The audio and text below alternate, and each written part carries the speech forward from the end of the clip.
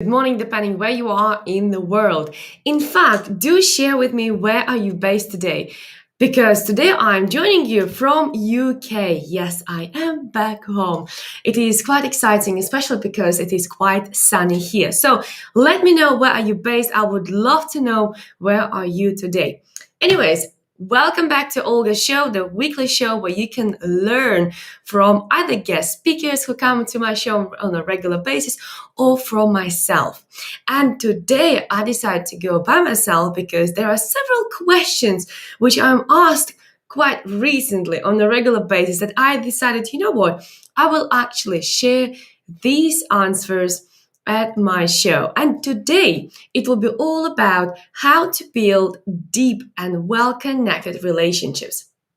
Some of you might know, some of you might not, but recently on the 27th of August, I got married. We got married in Andorra, and then we traveled all the way to Gran Canaria to celebrate our wedding there. And then we stayed for our honeymoon in the island of El Hierro.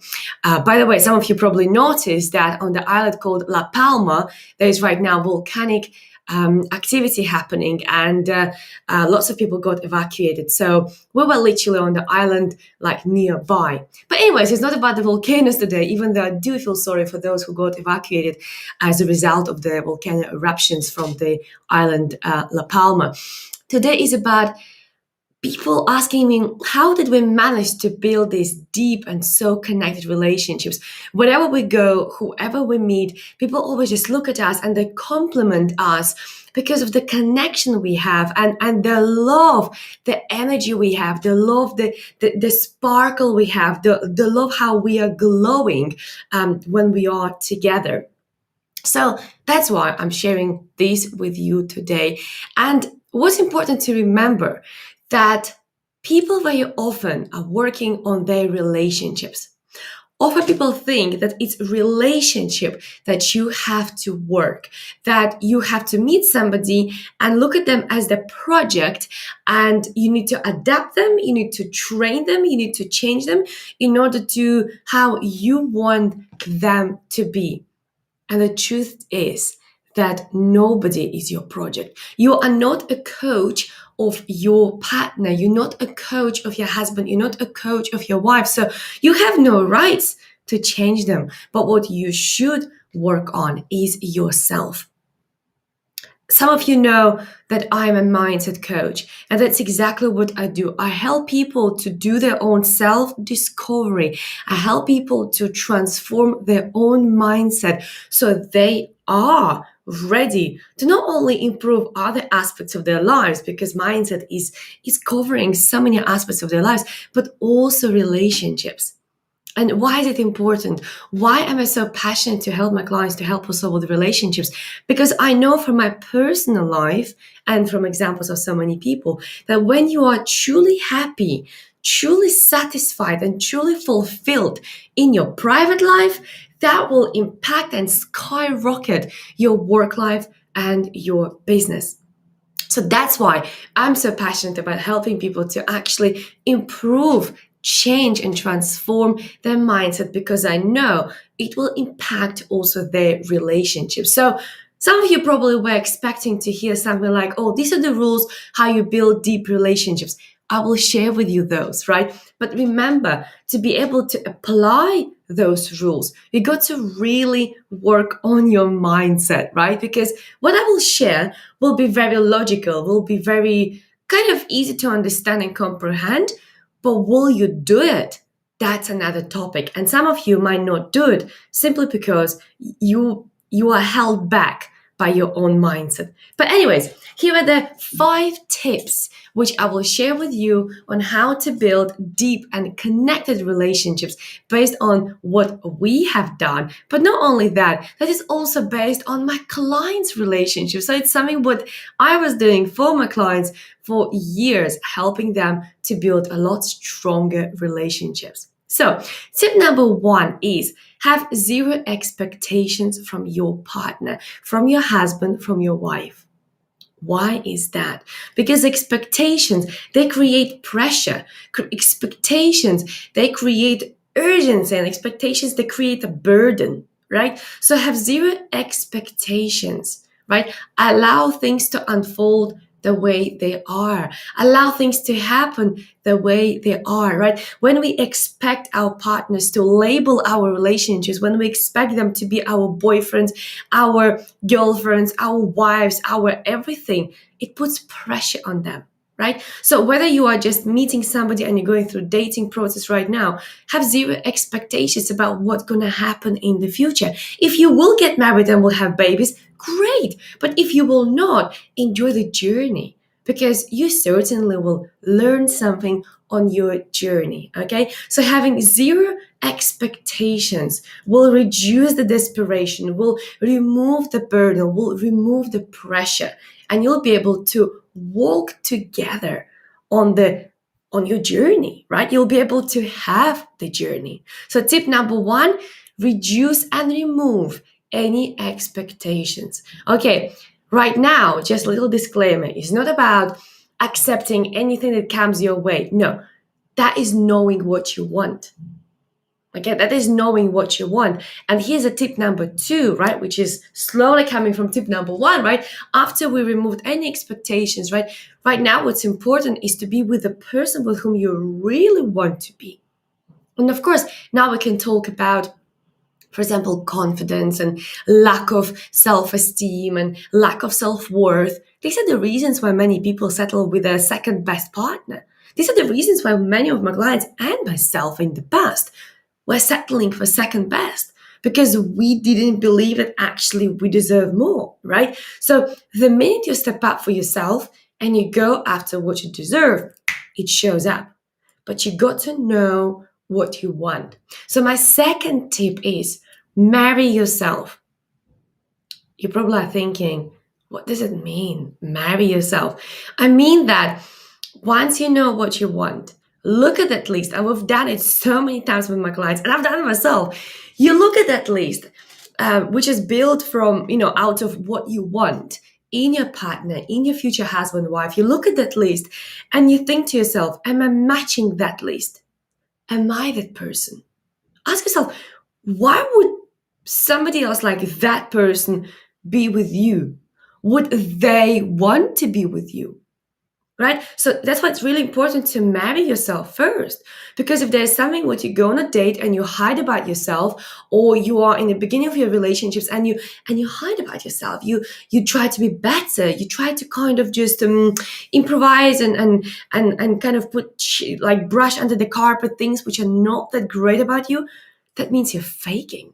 And there's a reason why you're hiding, okay? So marrying yourself will allow you to actually be with somebody who will really deserve you and you will deserve them, okay? So, of course, there are many more things which we can talk about. And in fact, I have workshops about that, okay? So if you're interested, I can tell you more details, but I just would like to really give brief details about, how you can build those deep and really connect relationships. So when you are in tune with yourself and when you know what you want and then you meet the person whom you want, you already are connected. Why? Because you are matching, because you are similar, right? Similarity creates chemistry, right? You will always like somebody who does exactly the same thing what you like, right? So it always creates more chemistry when you're similar. And I don't mean right now you have to pick somebody who is identical to you, okay? So there's more information about that. I can share it at some point. Please reach out to me. More than welcome to share with you. But let's go to the third tip. And what is the third tip? So let's just recap.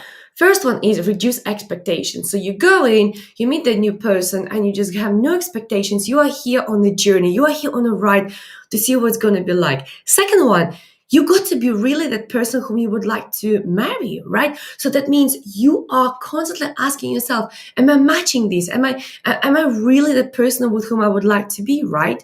And if the person who showed up in your life is not what you want, that's because what you asked is not right. You got to change that, okay? Because you always ask what you always get what you ask, okay? So, and from here we go into the beginning of all, right? We go into the transparency and honesty. And what is transparency and honesty? Well, let me ask you this question. When we start relationships, very often, as I said earlier on, we do hide things, right? And we don't say things, and we hide our past, and we never share things which we're really guilty about, or we don't want to have certain conversations, we don't ask certain questions because we don't want to answer the same questions, right? But you know what happens when you're honest and transparent? You build connection, right? And if you think, for example, as a girl, if you feel like, oh, yeah, if I have been with many partners, that's such a big stigma, such a big taboo, man will not accept me. Well, that means you're not accepting yourself. Of course, there are reasons why you were with many partners, right? And we could dive into this deeper and reach out to me if that's your case, because you were seeking something which you couldn't find, right? That's the truth, right? But if you're hiding something from somebody, that means you're not in tune with yourself, right? And when you're not honest with yourself, when you're transparent with yourself, you can't build honest and transparent relationships with somebody else, right? So honesty and transparency is really, really important. So whenever next time you're just about to hide something, just remember, the more you hide, the less connected relationships you will have. Okay, so it's really important to remember, the more you hide, the less transparent you are in your relationships, the less connected relationships you will have. So how do we create more connection, right? How do we do it? Okay, now we're trying to be honest. What does it mean to be more honest? Here's a tip number 4. Go through uncomfortable conversations. What does it mean? Well, it literally means that. Go through uncomfortable conversations. Imagine yourself like standing on a cliff and you're just about to jump just right into that ocean. It's crystal clear, you can see the rocks and fish underneath, but it's such a high rock that you're scared, and you're gulping, and you're thinking, whoa, that's a bit too scary, can I do it or not? That's exactly how you're gonna feel when you will be having uncomfortable conversation, right? That is exact feeling. I know it because I've done it myself. That's why I can describe it, right? And my clients know it because they do it themselves, okay? But what happens after you jumped? What happens after you just push yourself against the rock and you scream and you hold your nose and you jump? You get out of the water and you think, wow, that was a fabulous experience. Let me do it again, right?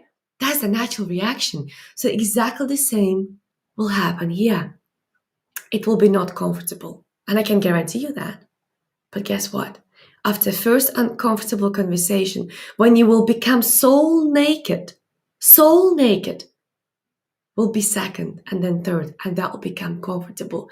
And this is how you will practice together how to be more vulnerable. This is how you will learn how to build better connection and how to go deeper with your partner. Okay, so practice being uncomfortable. Okay, it's really, really important. And let me share with you this tip because I know it works, right? When you know exactly what you want in your partner, that's one of the tips, as I shared earlier on. Of course, it's really important to also know what's your partner's love language. And again, that's why self-discovery, a program which I have for people, is so important, because the more you discover about yourself, that means you're increasing chances of discovering other people. You're increasing chances to read other people and understand other people quicker, right? So when you discover yourself, or when you know what's your love language, then you'll be able to establish what is your partner's love language, right? Because even though if you go through uncomfortable conversations and now you have zero expectations and now you become soul naked and now you're so in deep relationships, you still got to show love and appreciation in the language they understand. And I will not spend too much time on that because I have separate links, separate videos on this, and I will share the links below this video, right? But it's something what will help you to speak the same language of love. But really quickly, for those who never heard about that, 5 love languages are words of affirmations. These are compliments. This is praise. Gifts and presents. This is when somebody feels loved, when you buy them flowers, when you buy them something else, when they just feel that you get them something and they need something tangible. Next thing is spending time together, right? Your partner might feel loved when you are with them watching a movie, or maybe you go with them for a walk. So, you spend time with them and you realize together you might not even do anything extraordinary, but it's about you being there. You're just there and they want more of you, right? And the next thing is quality time. This is when you go on adventures. This is when you like to do something different rather just sitting on a sofa and chatting, right? This is when you are really into variety and you want to see so many different things and you want to take pictures and stuff like that. So it's about really quality time together. However, we could be also sitting on a sofa and having that really deep chat, right? But it's not about having loads of time together. It's about having maybe a little amount of time, but quality amount of time, right? It will be really quality. And the last one, the fifth one, is physical touch, right? This is when cuddles and kisses and touching each other is really important. Holding hands when you walk, or cuddling really tight when you sleep. So when you go through self-discovery program with me, this is one of the things we also talk. And five love language is not something what I discovered. I haven't written that book myself, right? There's I think it's Gary Chapman who wrote this book, Five Love Languages. I'm not going to claim it's my baby product. It's not, right? But I do refer to that a lot in my work. I do share that with my clients, and I do follow this myself, right? So I must say, myself and my husband, we are really lucky because our love languages are just identical, right? Our first love language is words of affirmations and praise, right? So what we do, we praise each other a lot. We tell each other how much we love each other. We share that we are grateful for each other, right? So we share verbally over text messages a lot, right? So this is where words of affirmations are so powerful. And our second really powerful love language is physical touch. So what we do, we touch, we kiss, we hold hands, and we do stuff like that, right? So, and when we sleep, we're holding each other so tight. We don't want to let each other go, right? Especially if we haven't seen each other for a long time. Our first night is definitely, we can't even breathe. That's how tight we're holding to each other, right? And what actually I forgot to mention just came to me now when I was speaking about quality time. The fifth one actually is oh, that's a bit of a disaster not to share with you and to share by mistake. The fifth one is act of service, right? Act of service is when you do things for each other, right? When it could be a cup of tea, it could be a dinner, it could be something, applying cream on each other or massaging each other. It doesn't matter what it is, right? So, and our third love language is act of service. This is how I remember just thinking about us. Actually, we do have this love language, right? So that really helps us to show the love, right? It's not about buying things for each other, and we do have experiences in quality time, right? It's amazing, and we do lots of different experiences. I mean, we travel extensively, and we do lots of experiences every time we travel. But at the same time, act of service, doing something for each other, that is so precious for us, right? So meeting somebody with the same and identical love languages is quite rare, I'll be honest with you, but it's possible, right? But you got to know what's your love language. When you know what is your love language, it'll be easier for you to establish what is the other partner's love language. And from that point of view, you'll be able to actually build stronger and better relationships, because your partner will be never feeling left alone, will be never feeling not loved and appreciated, because you'll be able to show them in their particular love language. Okay, so I hope that helps. Let me just recap through love languages once more, just to make it rememberable for you. So it is love, words of affirmations, right? It is physical touch, act of service, time together, quality adventures I said earlier on, and gifts and presents. Okay, and let me just go through the tips which are really good for building really deep and connected relationships. Again, there's so much more depth to that, but this is just for you to start thinking, for you to start questioning yourself, for you to start diving deeper. Okay, so first one is reduce expectations, and in fact remove them at all. Okay, allow the journey to be. Okay, second one is marry yourself. Okay, you got to be happy yourself in order to be happier in the relationships. Okay, the third tip is be transparent and honest. Okay, be soul naked versus body naked. Anybody can be body naked, but be soul naked, okay? Because that will lead to deeper relationships. Next one is go through uncomfortable conversations, because that will strengthen you. That will make you like a strong bond, okay? Uncomfortable conversations will build deeper connection. And the last one, speak to your partner in their love language. Show your love and your appreciation in their love language. So that's it for me for today. I know it was really jam-packed. That's a lot to think about, right? But I wanted to share this with you because I know it is valuable. So many people ask us, how did we manage to build these beautiful, wonderful relationships? And first of all, of course, it is your mindset. So even though now you heard these tips, now you know these tips, guess what? You got to work on yourself to let these tips to really being applied in your life. Okay? So I hope it helps you. If you have any questions, you know where I am. Just reach out to me and make sure you do join us next week at the live show. I'll be looking forward to see you there. And in the meantime, happy relationships to you. And even if you're not in a relationship right now, if you're single right now, happy relationships to yourself with yourself. Because if you can't build relationships with yourself, you won't be able to build relationships with somebody else. So it's time to work on your mindset. It's time to see what exactly is holding you back. What exactly is like a handbrake on your relationships aspect of your life, okay? It's time to find them. It's time to release them. In fact, I'm not sure if you have seen my earlier post or not, but in October, I have only 2 placements. Already 2 people applied, and I always take people through application to see whether I'm ready to work with them or not, because again, not everybody is ready, and I'm not ready to waste my time with those people who are not willing to really commit, okay? So you can still contact me, and we can see where we can squeeze you in, we can put you through application process, and if you're lucky enough, then we can put you through working with me. So to really transform your life. So remember, relationships you have are always the result of you working on yourself. So thank you for watching, folks. See you next week.